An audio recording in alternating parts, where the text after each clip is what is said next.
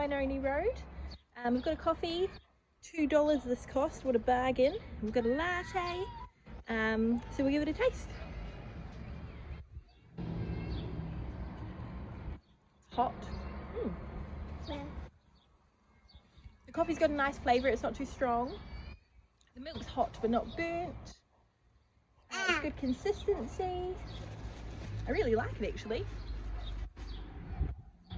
Pretty good for $2.